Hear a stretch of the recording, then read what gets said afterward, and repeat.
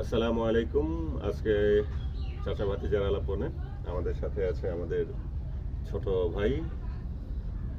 আমরা ওকে একটা প্রশ্ন জিজ্ঞেস করব, ঠিক আছে?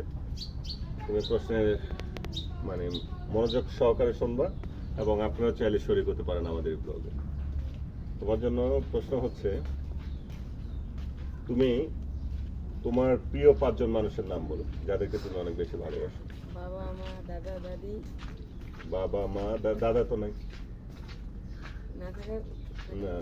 দাদি নানা নানি আচ্ছা, তোমার বাবা মা, দাদি নানা নানি দাদি, নানা, নানি।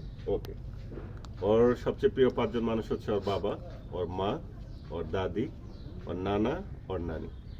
এই 5 জন মানুষ ও সিলেক্ট করছে। আপনারা কাদেরকে সিলেক্ট করছেন মনে মনে ভাবুন, ঠিক আছে?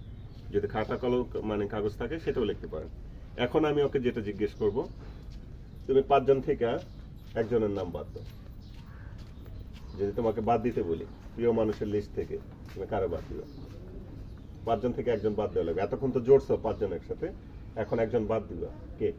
নানি আচ্ছা, ও নানিকে বাদ দিছে 5 জনের লিস্ট থেকে প্রথম।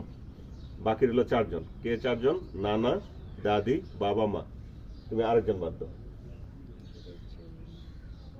নানিকে বাদ দিছে, আরেকজন কাকে বাদ দিল? নানা আচ্ছা, নানিকেও বাদ দিছে, এখন নানাকেও বাদ দিল প্রিয় মানুষের লিস্ট থেকে। বাকি রইল 3 জন, দাদি, বাবা, মা।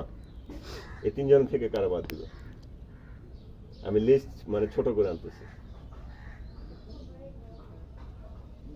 দাদি আচ্ছা, নানি বাদ গেছে প্রথম, নানা বাদ গেছে পরে, দাদি এখন বাদ। বাকি রইল বাবা এবং মা। ওর জন্য এখন সবচেয়ে মুশকিল প্রশ্ন হচ্ছে, এই 2 জন থেকে একজন বাদ দিতে হইব। তাহলে তোমার যে সবচেয়ে প্রিয় মানুষ আছে সেটা চলে আসবে। তুমি কারা বাদ দিবা বাবা মার নামের লিস্ট থেকে? যদিও তারা তোমার প্রিয় মানুষই, কিন্তু তাদের 2 জনের থেকে একজন তোমাকে চুজ করতে হবে, বাদ দিবে একজন। বাবা আচ্ছা, বাবা বাদ। বাকি রয়ে গেল মা। মা কি সব ছেলের কাছে সবচেয়ে বেশি মানে প্রিয়? আমাকে জিজ্ঞেস করা হলে সেম হয়তো বা আমি কোশ্চেন দিতাম, কিন্তু আপনি কোনটা চিন্তা করছেন এতক্ষণ উত্তর কমেন্ট করে নিচে জানান।